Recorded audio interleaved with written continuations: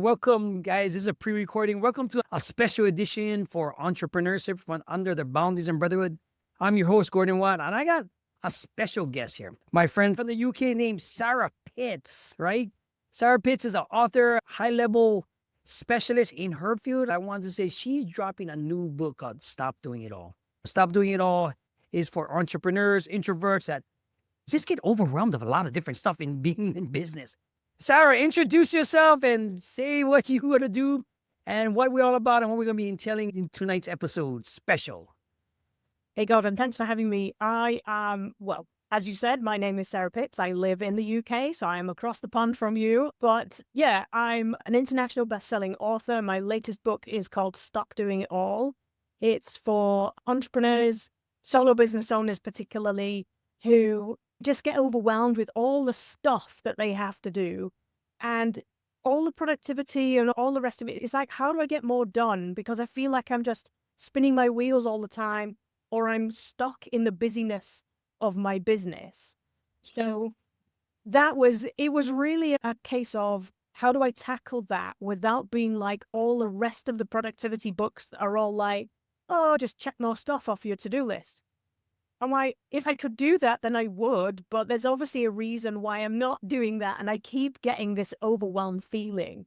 I've been in business for over 20 years myself. I've been trying to be online for over 10 years, and if somebody had told me right at the beginning that I would have to learn 15 other jobs in order to do the thing that I really love doing, I just would not have bothered. Oh, come on, really. We just get so good at learning all this other stuff. Then how can somebody else possibly do it as well as I can, or they don't know my business as well as me? We have these conversations with ourselves. So really, this is the book that kind of tackles all of that, but from a really different angle. If you're a business owner, you know the overwhelm of what it needs. Marketing, how much you're going to spend, the budget, the videography, with all this new stuff going on. A lot of this stuff is overwhelming, and you forget about taking your business, doing the part of business, Sarah said. This is why she wrote this book, because her story was she was so overwhelmed at one point that she just wanted to shut down, right?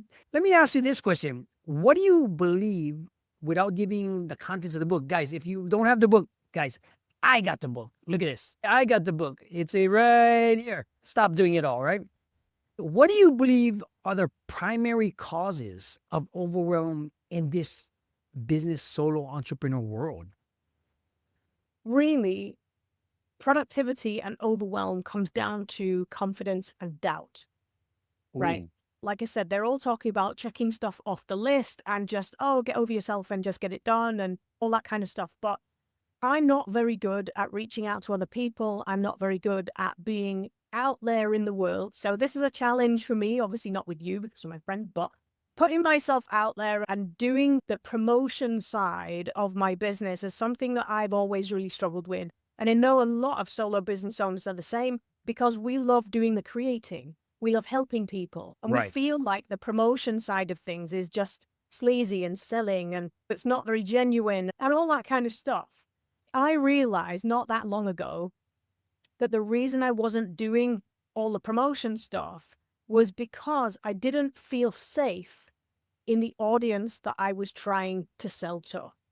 Okay. Interesting. So I started out as a personal trainer, started out in the fitness industry. I was treating injuries for a long time. So I did injury rehab and treating injuries with people laying on the table. So physical therapy. And I developed a new way of allowing my patients to do their own treatments at home using movement. I called it injury hacking, and it went against a lot of what the industry was saying. And people were like, oh my God, this is amazing. You have to get it out there. And I spent years and years on that wave of everybody thinks it's great, so I must keep going. But I didn't realize, like, I'm really sensitive. So when I take things really personally, which might be a flaw in some ways, and some people might be just like, get over yourself. Right. When I feel threatened or when I feel like I'm not safe with a particular audience, then I'm not going to put myself out there and be different and open myself up for the nastiness that can be online. And it is absolutely prevalent in the fitness industry. It's just rampant. There's so many people with so many strong opinions that if you happen to disagree with them, they will rant at you. And I have had this happen to me, attacking me for that long. And I'm not somebody who'll interrupt somebody else. I just wait for the pause and then that's my moment to speak. But you wouldn't shut up.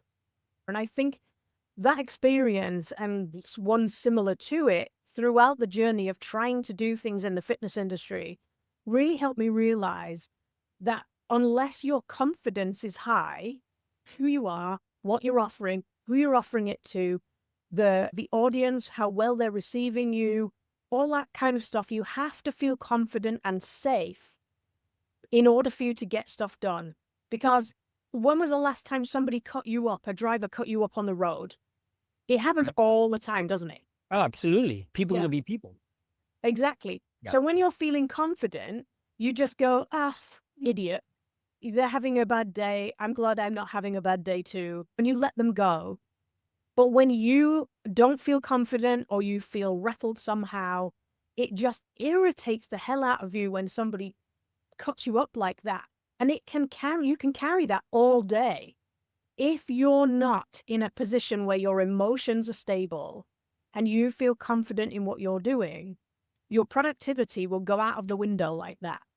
Absolutely, because you change your mindset, you change your shift, it pivots to a different place where some people go left instead of straight when they're supposed to be becoming confidence. And in the business, you're looking for self-validation in what you're doing for other people, right? Because like your story said, shout out to Jim Edwards, because Jim Edwards, the impact on business, the confidence, the self-validation, the seeking of approval to keep going. And I understand a lot of it has to do with being okay with yourself, but the nuances of business, like you said, is so much, right? Now, when you created Stop Doing It All, what was the main focus that you wanted to solve? Because a lot of people have this problem. What did you put in that book that kind of breaks it all down so that somebody can have bite-sized pieces for it? Yeah, so I think I created a method that I call a potent productivity method. Ooh. And it consists of 3 sections. Going fast, 100 miles an hour. Sarah tested me. I go 100 miles an hour, but at the same time, I got to bring it back so my clients, so my guests, so the people I'm helping can understand. How does that help your readers of your book? Yeah, the 3 things are clarity, Nice. balance, and Right. direction. Ooh. So what I mean by clarity is there's 6 foundational pieces that people really, when I work with business owners all the time and I help them with their strategy and all that kind of stuff. And usually the problems that they're having in their business, I'm not getting enough leads, I'm not getting enough sales, I'm not getting this, that, and the other. They all comes back to these 6 foundational pieces. One of them or more of them is usually off. I refer to it in the book like building your house on a rock. You know the saying, like the wise man builds his house upon a rock? But this isn't just any rock. This is the perfect rock for you. We have to build the foundation of your business on the perfect rock for you. So if you don't know who you are, like what is great about you, what is your relevance, what are your credentials, why should people listen to you? If you don't know that deep in your soul, then that's going to create doubt, right? That's going to keep you comparing yourself to other people. And like I had the experience before, my audience wasn't right. So that's the second thing. Who is it you're talking to? Who do you really care about helping? You know, I knew all of the injury stuff and I tried to help the people, but they weren't interested in listening to me. But when you feel like you belong to a group of people who are open to what you're saying, they value everything that you're saying, and they're just genuinely interested in you as a human being, it makes you feel like you belong, it makes you feel safe, and it makes you feel confident. Yes, yes. The third thing inside of those 6 foundational pieces is what makes you unique, right? I used to work in the fitness industry. I used to train personal trainers. And in the fitness industry, all the qualifications are pretty much the same. It doesn't matter where you are in the world. They're all based on the same information, give or take a few minor tweaks. So if you're a personal trainer or you're a business strategist or you're a chef or whatever it is that you do, if you don't know what makes you unique and you haven't got a trademarkable name that gets you excited about your method and what you do that's different, then you're just another commodity that people can compare the price of. Yep. So if I've got one personal trainer compared to another personal trainer, they're cheaper than them, so I'll go with these people. Right. Because now it's a You race know? to the bottom, regardless of what you got going on. In fact, when you're confident, and that's what she does with her book, because she breaks down all these nuances that you might be going through, finding that audience, being objective to it, understanding the confidence level that you got, finding your unique selling point that makes you special. This is what her class does. This is what she does. And she did it for the fitness industry. Can you imagine what she can do for in the business world, knowing what she does on the back end of it? What kind of patterns are you seeing now in the marketplace? Yeah, so I'm seeing the same patterns over and over. And the people are, solo business owners particularly, are stretching themselves. We push Oh, our boundaries all the time, don't we? And it's all the areas of life. It's taking on the work. It's dealing with the family. It's taking on projects at home. It's doing these things all at once. And then all of a sudden, one extra thing kicks in and everything just crumbles because oh, they say it's the straw that broke the camel's back, don't they? yep. So it's just taking on so much. And as a solo business owner, you can't do everything yourself. They say it takes a village to raise a child. Mhm. That child grows up and still needs a village. It's just the village changes. They need different skills to True. help support them. But you talk to any successful business owner or athlete or anybody, and they never do it all on their own. For Oh, some reason, solo business owners think, oh, nobody can do it as well as me, or I can't afford to pay anybody right now. We look at a very limited point of view. But when we start to give jobs to other people, it might feel quite scary at the time, or it might feel like you can't really afford it at the time. But if you're investing in the right people, it all of a sudden it's, why didn't I do that before? Because they've got different skills to you and two minds are better than one. It's okay to admit that. I And was that's just about to the say, opportunity to find somebody to complement you in your business. You're not trying to replace you. You're trying to complement you. You know? because every good team or every good person that leads, the rest of the people has to buy in. What usually happens is the CEO, the director, the people following has to put his ego aside to know that he's the bottleneck. If you, big CEOs now, once they start delegating things on the side to take away the overwhelm, to lead a team where Sarah might be the most creative person in what she's doing right now, it only adds to what I got going on so I can do what I do best. But understanding and having the confidence, the validation, the stop comparing yourself to others, to actually investing in other people makes it worthwhile. And that's what she's doing with her books. If you look at her industry in the past, the health and fitness industry, it's a doggy dog world, right? Because everybody's trying to get the same piece of pie. Everybody's trying to do this and everybody's charging $100 an hour, basically. So now when you're doing that and everybody goes to the same gym, it's all soap opera drama, right? Now you take, so now you take somebody like Sarah that has the information and is applying it to other things in business. How to get over the overwhelm, how to price your services correctly, how to do it. The team works as a functioning body to produce, to help people. Life gets much easier. And how do I know this? Because I used to be a CEO. But yeah, this is what Sarah does because she found that out. And if she wants to shortcut that process, this is what she does for you. Let me ask you this another question, right? What tools, resources, communities do you recommend for other people besides your course that might lead to you? Yeah, there's all sorts of productivity methods out there. There's all sorts of books like the 4-Hour Work Week and all that kind of stuff. But I think the self-development angle is really important. And I Absolutely. would prioritize that over anything to do with checking boxes and to-do lists and stuff like that. Organization and strategy are important, but they weak foundations to build a business on if you haven't got your confidence. And the way that I like to put it, we've all got that angel and the devil on our shoulders. I created 2 cartoon characters to go with that angel and the devil. So the devil, she's Wreck-It Rose, and she is, oh, she's mean. Wreck-It Rose, like Wreck-It Ralph, but Wreck-It Rose. She takes that slightest whiff of hesitation and doubt, and she amplifies it. And it's like she's whispering in your ear, you can't do this, you're not good enough. She's constantly trying to make you stop doing things. And when you hesitate, you stop doing things. You're never going to get rid of that voice. The question is, how much are you going to listen to her?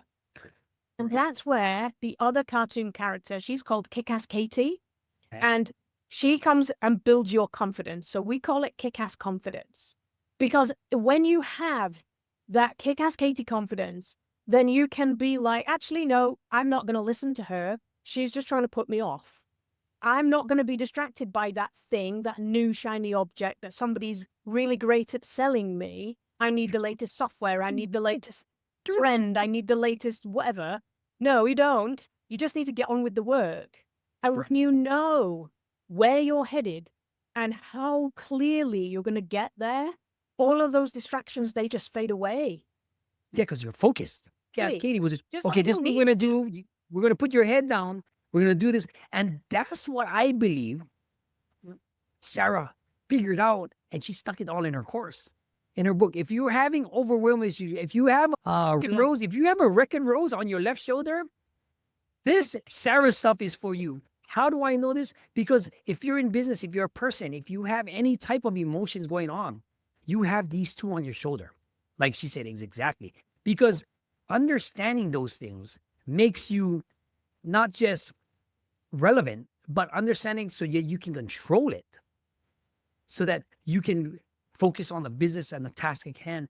And her books just make it easier to do because now you understand where it's coming from. Because you might be in a situation where self-doubt is creeping up on you. You mean not knowing where the direction you want to go, seeking that at outside. Oh, am I doing the post right? This is how I know Sarah's posts been smoking, because she's been through this change. And this is why she's on the show, because I can pick out a lot of different things from a lot of different people. Can you share a positive experience where support from other groups, entrepreneurs, support groups helped cope with overwhelm? I know you mentioned this in your book. Yeah, everybody. It doesn't matter who you are. Everybody experiences overwhelm at some point. Absolutely. Right? And overwhelm is like a mental pressure. And Explain the thing that. I have learned over my career is that physical pain and mental pain go together. True. So stress creates physical problems, and physical pain causes emotional stress. I was taught when I was doing my manual therapy course and my physical therapy course that if you don't know what the cause of the problem that you're treating is, it's usually emotional stress. True. So there's no logical, physical thing that happened, no impact, no trauma. You know, it's usually emotional stress that's causing it, is that buildup. So a lot of people think that focusing on the emotional side of you as a person and concentrating on building up your confidence is somehow soft, or it's not very important. But if emotional stress has the power, your emotions have the power to change your physical makeup, right? They can create illnesses in your body. They can create pain in your body. If your emotions are that powerful, why would you not want to harness them in your business?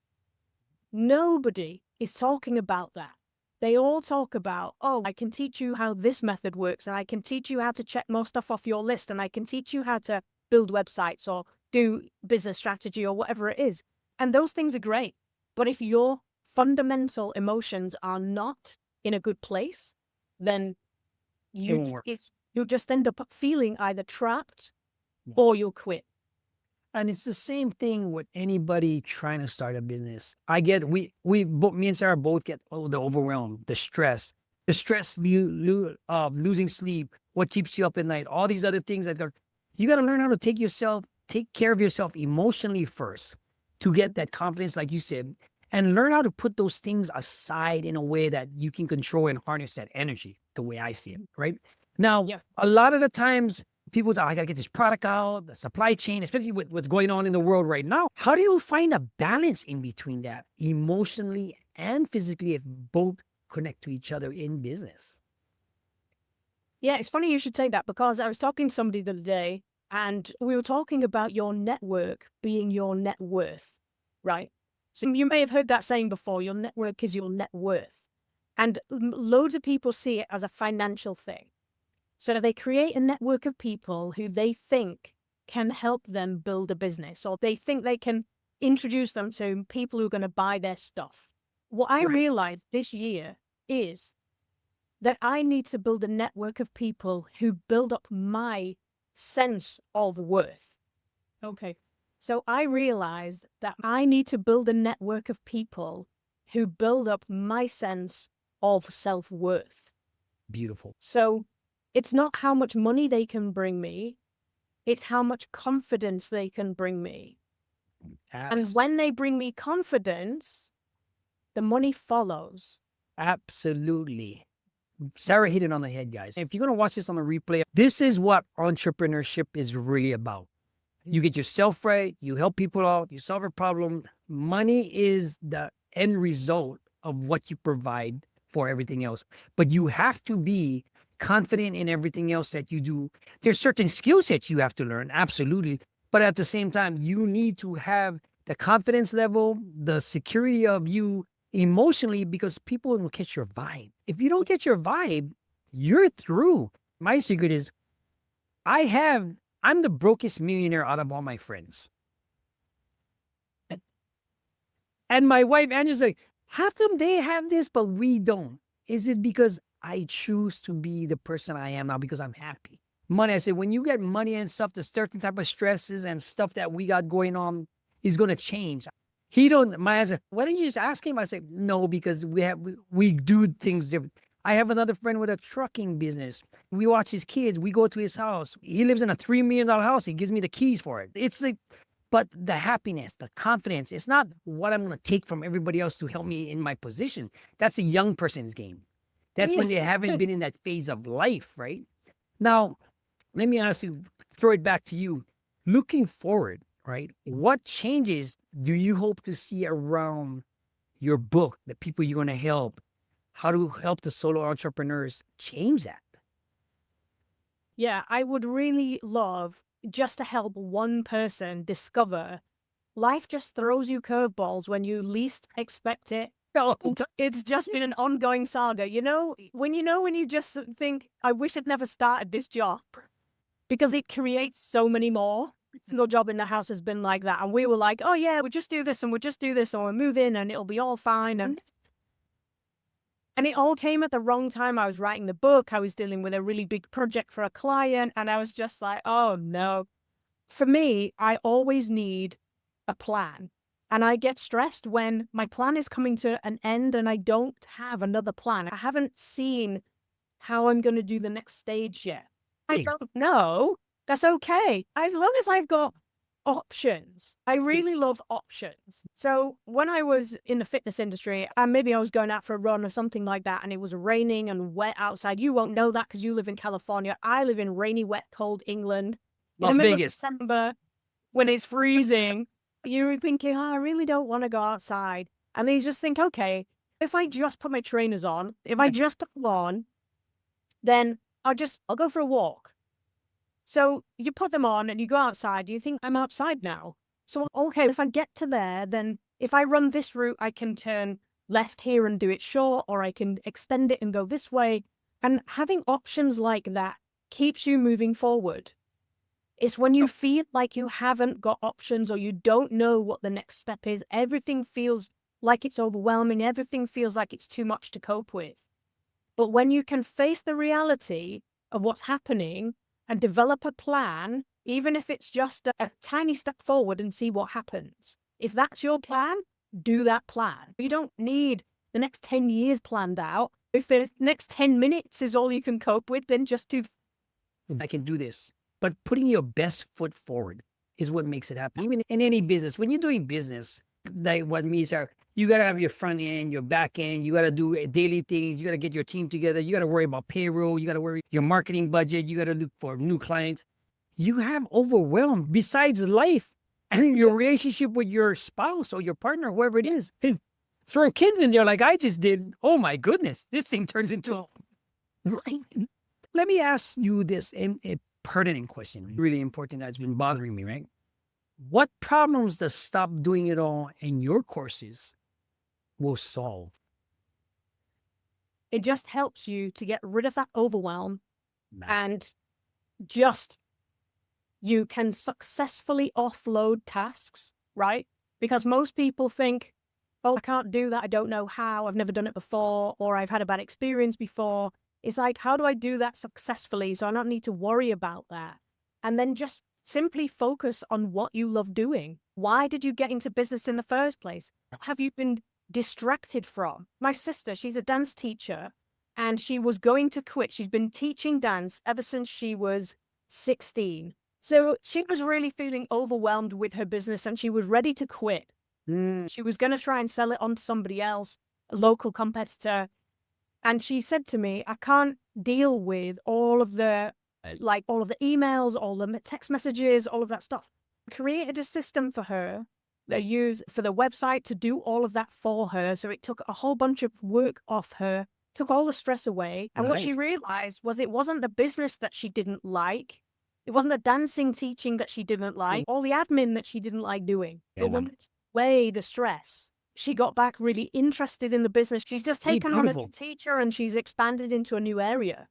That was just from taking away all of the stuff that was overwhelming her.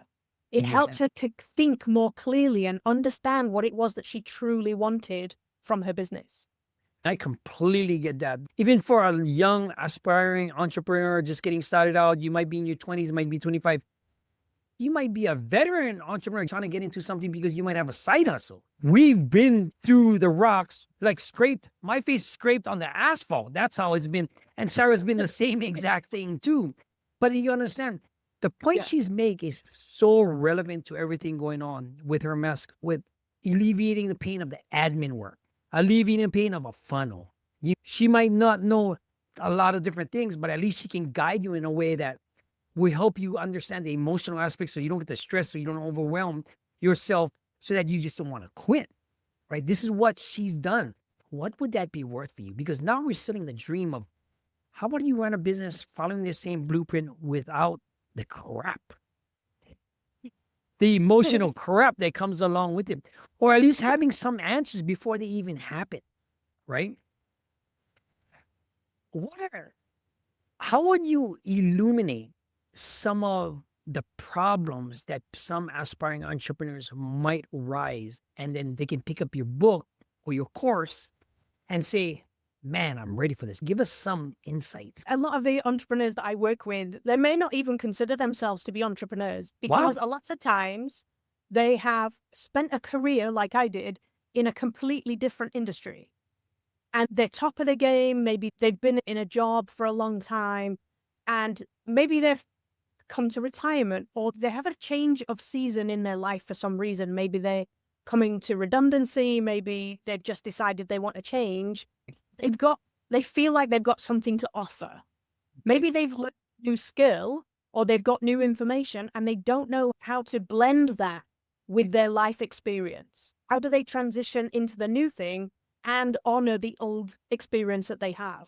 It's about blending the two. It's about creating that confidence about who you are and what you have to offer and what is unique about you that puts you in a position where people are interested in what you have to say. Because the season in life, the phase in life might be changing. You might want to go into an entrepreneur like me, for example. I quit my job. I thought that's a 6-figure job. I just walked.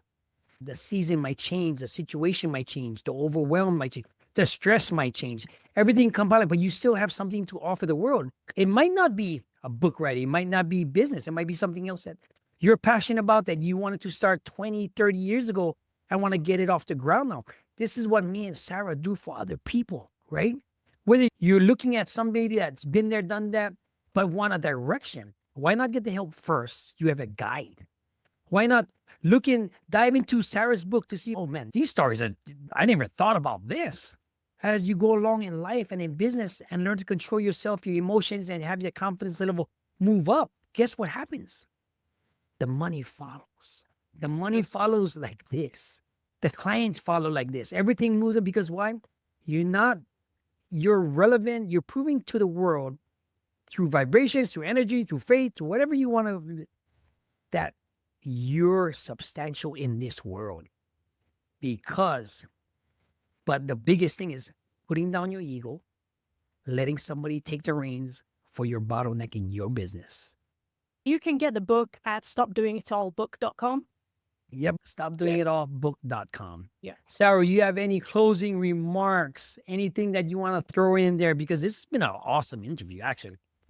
And tell your future clients, what do you expect from having Stop Doing It All and the masterclass coming up?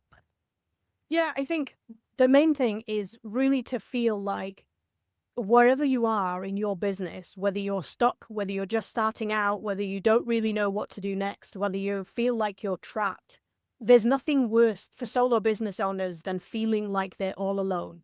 You can have a lot of people around you, like I have a lot of family members around me who love me, they want to see me succeed. They've been in business themselves, right? And I couldn't make my business work. And I felt like I couldn't talk to them about that. And when I tried to talk to them about the stuff I was doing online, they didn't understand it because they weren't doing that. So I felt really alone in my journey. And it's amazing how many people have felt exactly the same. We've all felt really alone in our business. We all have doubt. We all feel overwhelmed. We all have these things that just keep rearing their ugly heads every now and again. And it's just we don't want to listen to her, okay? And the more we have these resources like the book and the confidence and the ways of strategizing our way out of it, like planning our way out of it, then the more we can move forward and really make a difference in the world, because we're all put here for a reason. The world needs to hear what you have to say. And if you're not confident in saying it, nobody will hear it.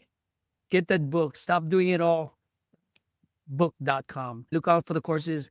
It's part psychology, part business, part momentum. All right, guys, we're going to end this right there. All right, guys, have a good one. Bye.